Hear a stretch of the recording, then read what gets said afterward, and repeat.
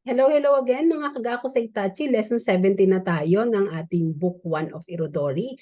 And by this far, ang dami na nating natutunan about different vocabularies, kotoba, grammar, bumpo, and even kanji. Okay, dagdagan natin ang iyong knowledge because today I'll have another 5 Monday for you to solve. Okay? So let's dive in. So this is our first Monday. Okay? So si A and si B nag-uusap ulit sila. Okay, sabi ni A, Yasumi wa nani o shimashita ka? What did you do on your rest day? Kasi past tense na. Sabi ni B, heya o nani nani. Heya o nani nani.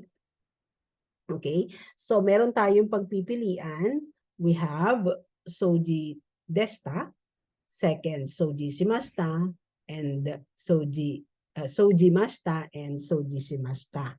Okay? So here the proper answer would be yes, sambang, because soji shimashita means it means past tense ng paglilinis. Okay, so shimashita is group 3 ng verbs.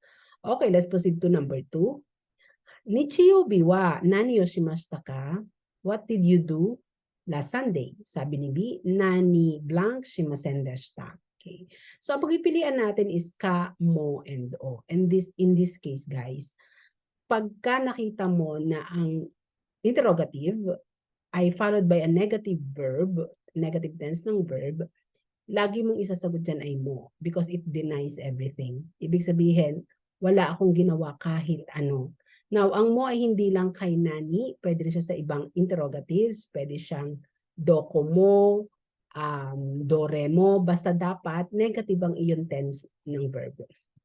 Okay.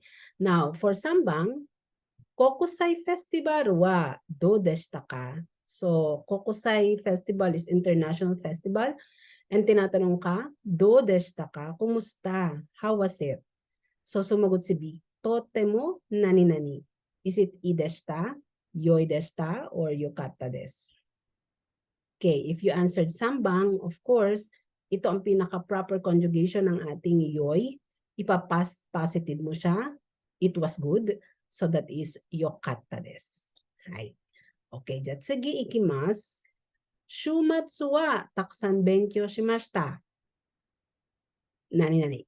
Okay, is it taihen deshita, taihen na deshita, or taihen katta desu? Shumatsu wa takusan benkyou shimashita. Ang dami niyang inaral. Okay, correct. Taihen deshita. Because taihen is na adjective. So, hindi pwede sa kanya ang kata na pattern. Kasi ang kata is for i-adjective lang.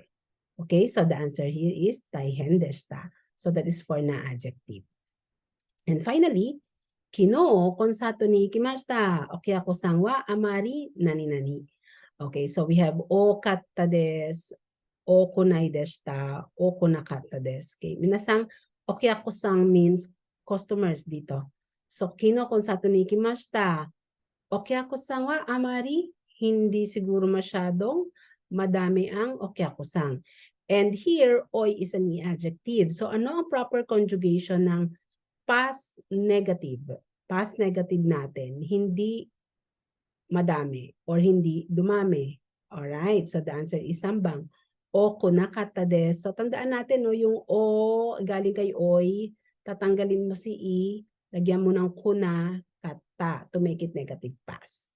So these are some of the explanations natin pagdating sa ating conjugations ng different tenses natin ng adjectives. Particularly adjective, masyadong madami tayong dapat aralin when it comes to adjective conjugations. Alright, so I hope you learned something today and nakatulong sana ang video na to sa iyong review. Okay, mata ne!